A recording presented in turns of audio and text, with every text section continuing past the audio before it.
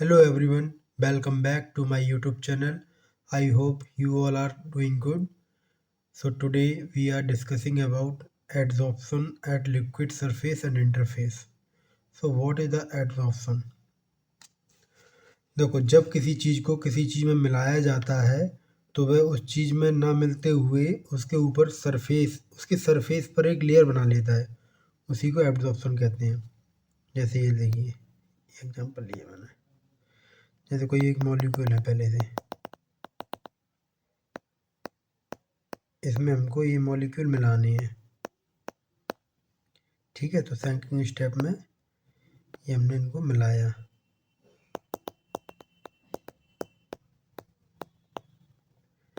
तो ये पार्टिकल मिलेंगे नहीं। ये फाइनली क्या होगा, ये इसकी सरफेस पे आके ऐसे रह जाएंगे, ठीक है। ये इसकी सरफेस पे आके रह जाएंगे, इसी को एडजॉर्प्शन कहते हैं, इसी को एडजॉर्प्शन कहते हैं, ठीक है। According to this principle, greater the molecule and ion that are dispersed in liquid, they move toward the interface, decreasing their concentration in the bulk and accumulates at the interface. That leads to reduction in surface free energy of the system. This phenomena is known as adsorption.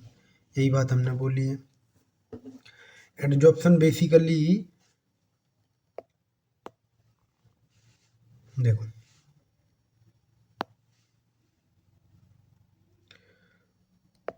Adsorption जिसमें घोला जा रहा है उसके molecule अंदर चले जाएंगे।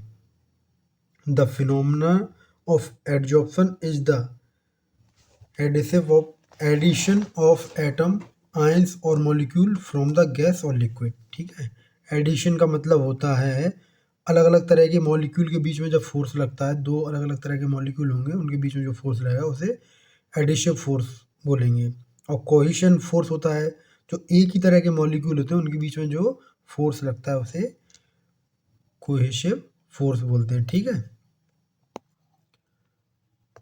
अब बात करते हैं हम पॉजिटिव एडजॉर्प्शन की। पॉजिटिव एडजॉर्प्शन क्या होता है? Molecule deposit on the surface of liquid, surface energy and surface tension decreases, molecule settle down on the surface. Positive adsorption में क्या होता है, जो सरफेस पर मॉलिक्यूल डिपॉजिट हो जाते हैं पॉजिटिव एब्जॉर्प्शन में, ठीक है। Molecule deposit on the surface of the liquid, जो ये लिक्विड है पॉजिटिव एब्जॉर्प्शन में, जो हम इसको अगर मिलाएंगे तो ये सरफेस पे आके रह जाएंगे, इसी को पॉजिटिव एब्जॉर्प्शन कहते हैं, इसी को पॉजिटिव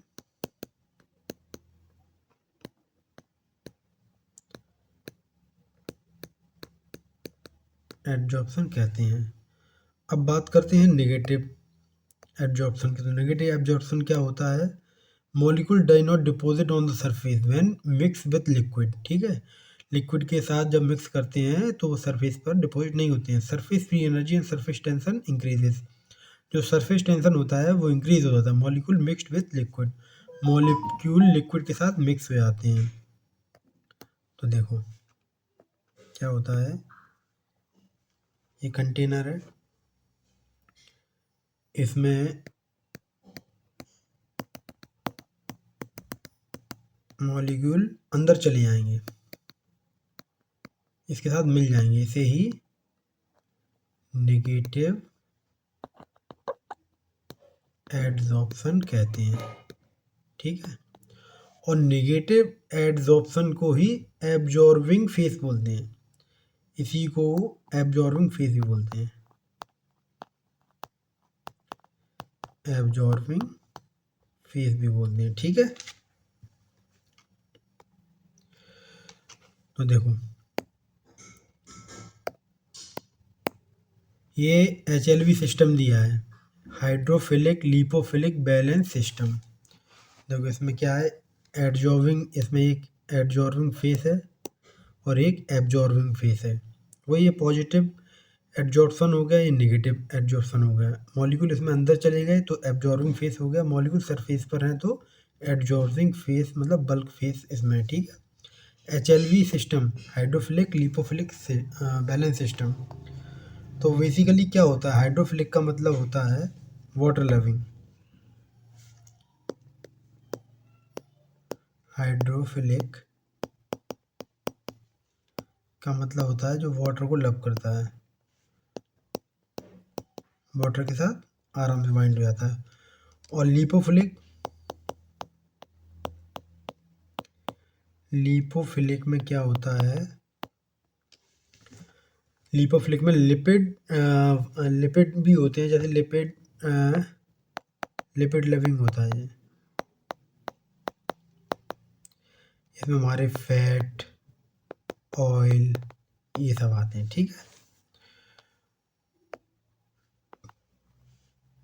अब HLV की वैल्यू निकालते कैसे हैं, HLV की वैल्यू के लिए हमको हाइड्रोफिलिक अपॉन लिपोफिलिक करना होता है।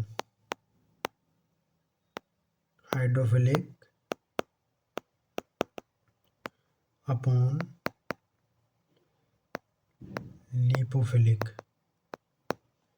की वैल्यू रखेंगे तो HLV की वैल्यू निकल आएगी, ठीक है।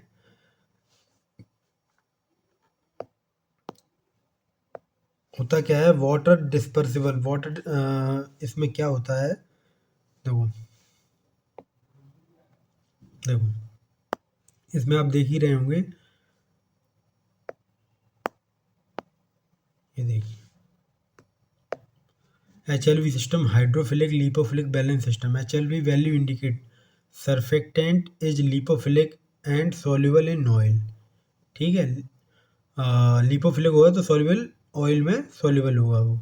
Surfactant is hydrophilic and soluble in water, अगर हाइड्रोफिलिक होता सॉल्युबल इन वाटर होगा। HLV वैल्यू हमने पढ़ी ली, HLV equal to hydrophilic upon lipophilic. अब ये देखिए HLV स्केल दिए, HLV स्केल में आप देख ही रहे हैं 0 से 6 तक अगर वैल्यू है तो हाइड्रोफोबिक होगा। अगर HLV की वैल्यू 0 से 6 तक आएगी तो वो ऑयल में सॉल्युबल होगा, ठीक है। अगर वैल्यू 6 से 9 तक आएगी तो वाटर डिस्पर्सिबल होगा, ठीक है। और 9 से 15 में आएगी तो हाइड्रोफिलिक वाटर सॉल्युबल होगा। ऐसे ही अलग अलग दिए हैं। जैसे एंटी फॉर्मिंग एजेंट क्या होते हैं, जिसकी वैल्यू 2 से 3 आएगी HLV की वैल्यू। और वाटर एंड ऑयल में एमल्सिफाइंग एजेंट होती है, उसकी HLV वैल्यू 3 से 6 रहेगी।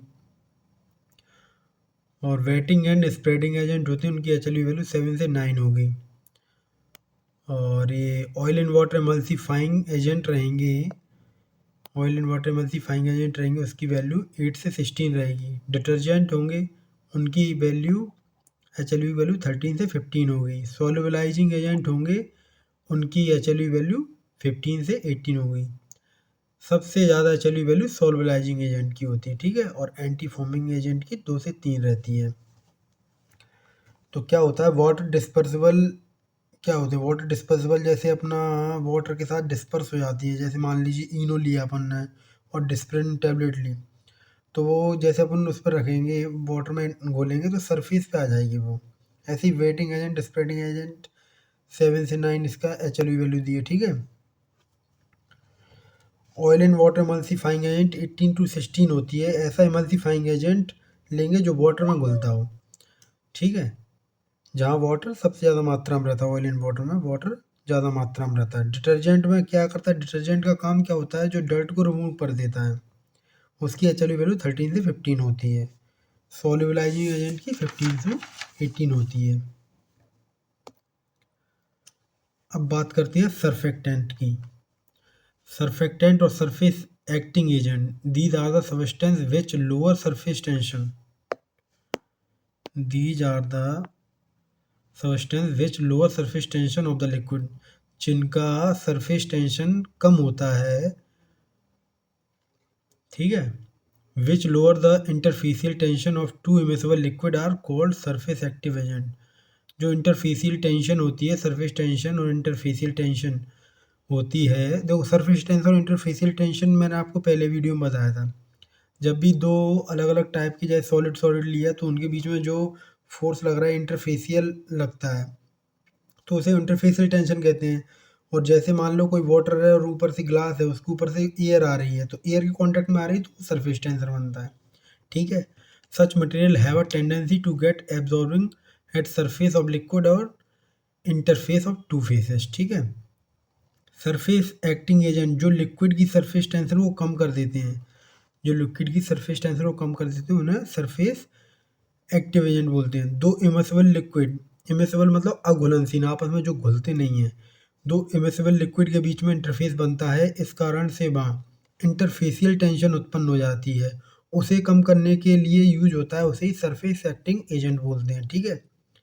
ऐसे मटेरियल की टेंडेंसी होती है वहाँ के सरफेस पर इंटरफेस पर एब्जॉर्ब हो जाएंगे और सरफेस टेंशन को रिड्यूस कर देंगे। ठीक है।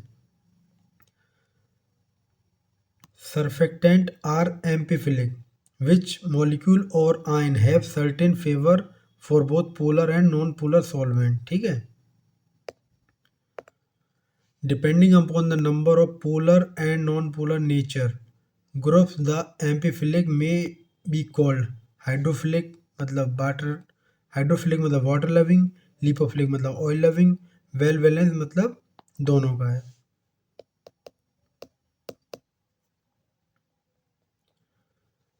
सरफेक्टेंट और एम्पीफिलिक क्या होता है, जिसमें हाइड्रोफिलिक और लिपोफिलिक दोनों तरह की क्वालिटी होती है, उसे एम्पीफिलिक बोलते हैं। ठीक है।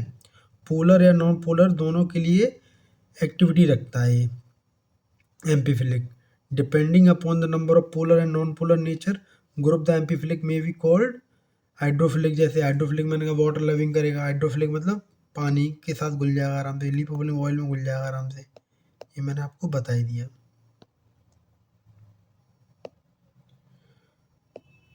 अब बात करते हैं, जी देखिए इसमें ये डायग्राम आप देख ही रहे हैं, ये इसका हेड है ना जो, ये हाइड्रोफिलिक नेचर का है। हाइड्रोफिलिक नेचर का मतलब वो पानी को पसंद करेगा ये।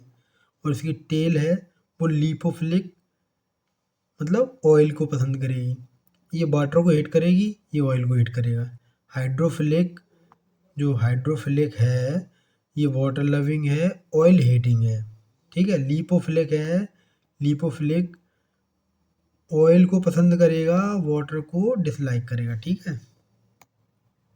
टाइप्स ऑफ सरफेक्टेंट 4 प्रकार के होते हैं, anionic, cationic, ampholytic, non ionic. पहले बात करते हैं हम एनायनिक की। ठीक है।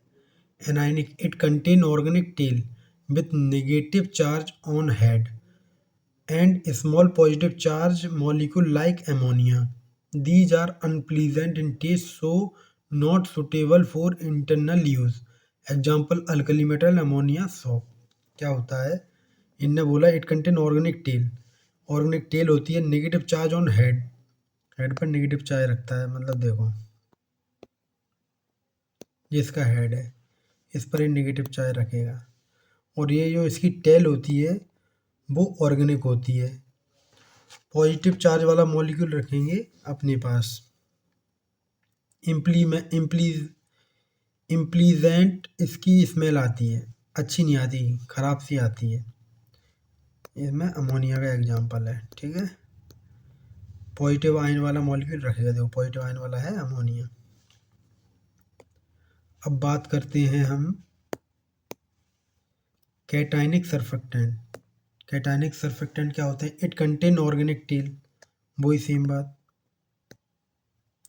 ऑर्गेनिक टेल होगी with positive charge on head, positive charge रहेगा हेड पे, and small negative molecule chloride. It sometime used on the skin for cleaning और बाउंड। ठीक है। तो इसमें क्या है, जिनके क्लोराइड आयन है जिनको नेगेटिव मॉलिक्यूल रखता है, नेगेटिव चार्ज वाले मॉलिक्यूल को रखेंगे जैसे क्लोराइड वगैरह।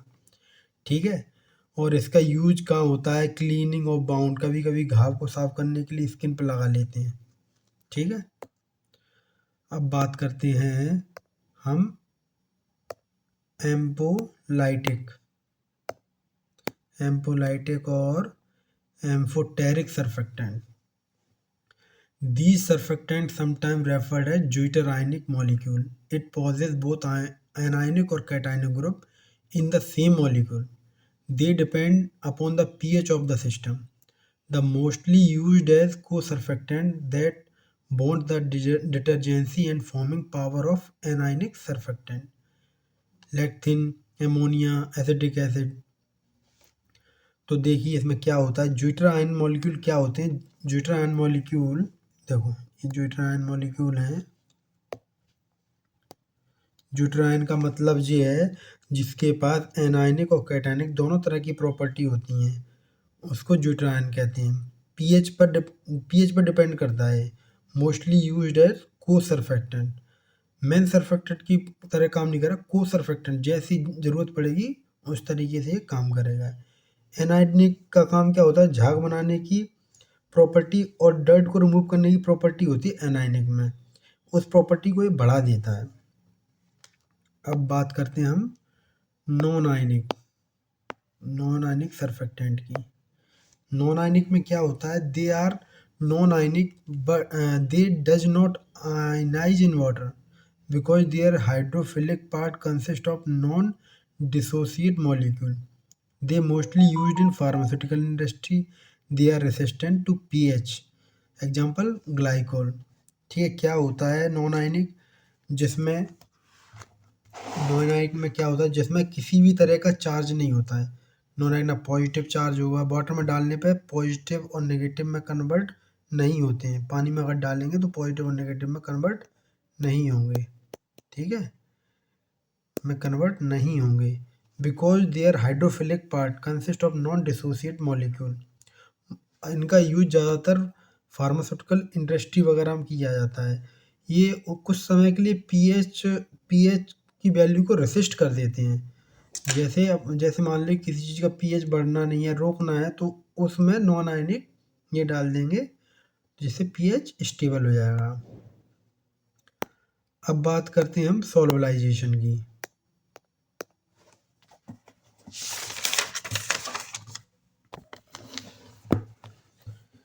इसको थोड़ा जूम कर लें पहले। Solubilization. It is the process in which solubility of organic compound is increased in aqueous medium with the help of surface acting agent. This process is known as solubilization. देखो क्या होता है, ये देखो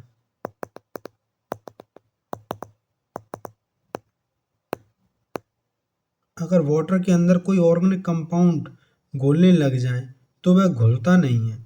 अगर वाटर में सॉल्वलाइजिंग एजेंट डाल देंगे तो वो इसके साथ दोनों आपस में ऐड हो जाएंगे।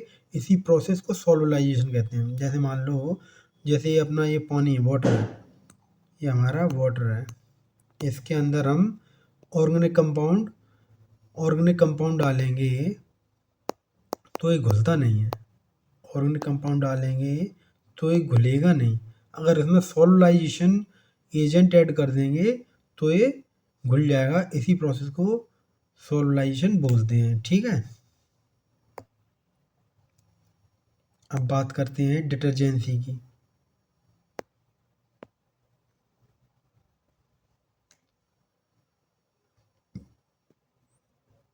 डिटर्जेंसी क्या होता है, it is a process in which dirt, oil and solid object removed from the surface with the help of detergent.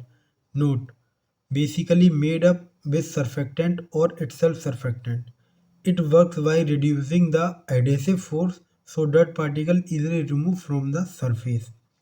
Detergent water में घुलकर डर्ट पार्टिकल को रिमूव कर देता है। वाटर के पास जो डर्ट पार्टिकल होते हैं वो रिमूव होकर डिटर्जेंट के से जुड़कर निकल जाते हैं, ठीक है। डिटर्जेंट का ये काम होता है। So I hope you all enjoy my video. If you like my video, then subscribe my channel. Thank you.